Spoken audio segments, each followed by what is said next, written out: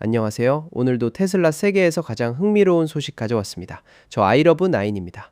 오늘 영상 처음부터 끝까지 보시면 테슬라가 업데이트마다 얼마나 치밀하게 움직이는지 새삼 다시 느끼실 거예요. 구독 아직 안 하신 분들 지금 눌러두시면 이런 소식 절대 놓치지 않으실 수 있습니다. 자, 시작할게요.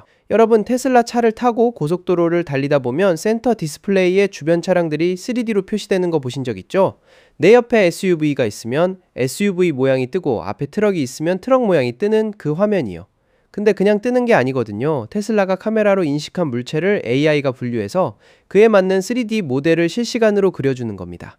이게 생각보다 엄청난 기술인데 오늘은 이 시각화 기능과 관련해서 유럽 테슬라 오너들 사이에서 화제가 된 소식을 전해드릴게요. 2026년 소프트웨어 업데이트 2026.14가 배포되면서 유럽 지역 테슬라 차량 오너들이 뭔가 달라진 걸 발견했어요.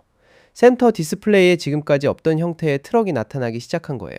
바로 앞이 평평한 유럽형 캐버버 세미트럭이었습니다. 잠깐, 캐버버가 뭔지 모르시는 분들을 위해 설명드릴게요. 우리가 미국 영화나 드라마에서 흔히 보는 세미트럭은 운전석이 앞으로 길게 튀어나와 있는 형태예요. 엔진이 앞에 있고 그 위에 운전석이 얹어 있는 구조죠.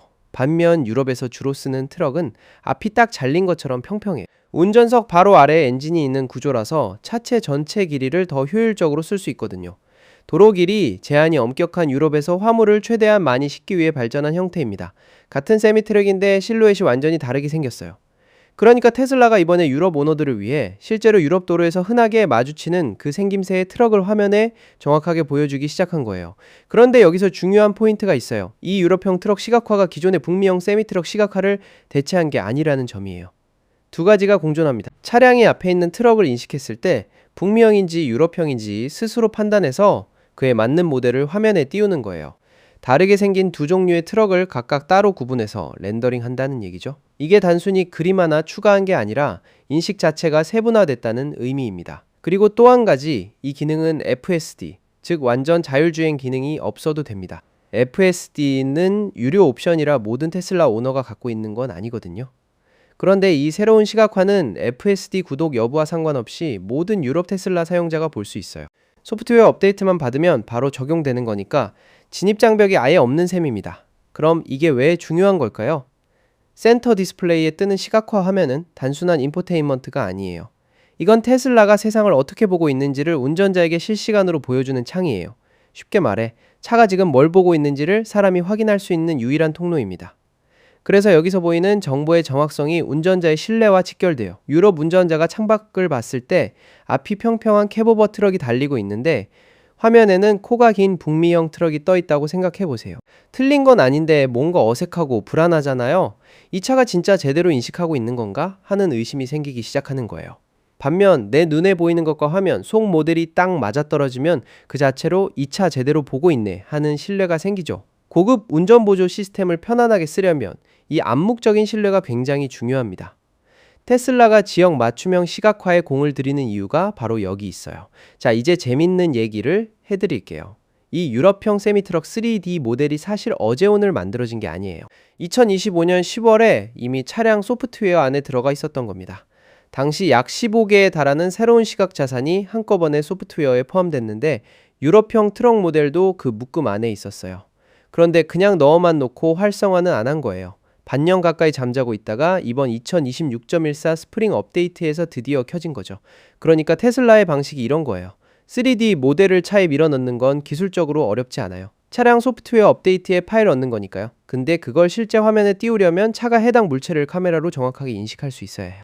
그 인식의 정확도가 특정 신뢰 임계값을 넘었을 때만 테슬라가 시각화를 활성화합니다.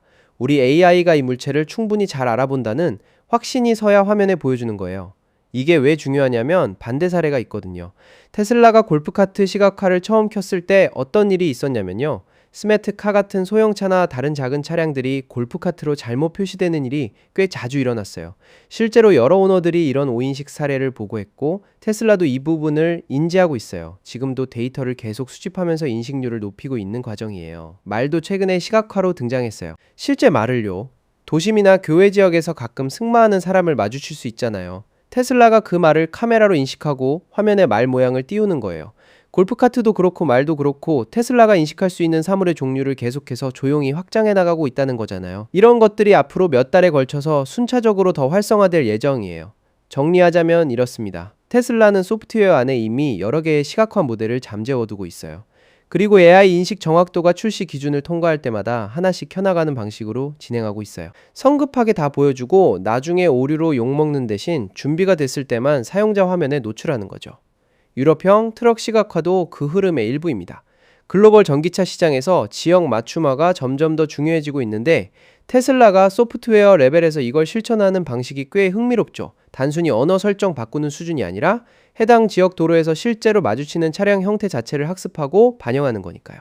오늘 영상 어떠셨나요? 앞으로도 테슬라 업데이트 관련 소식은 계속 올라올 예정이니까 좋아요랑 알림 설정 해두시면 다음 영상 바로 보실 수 있어요. 다음에 또 좋은 소식 들고 올게요. 감사합니다.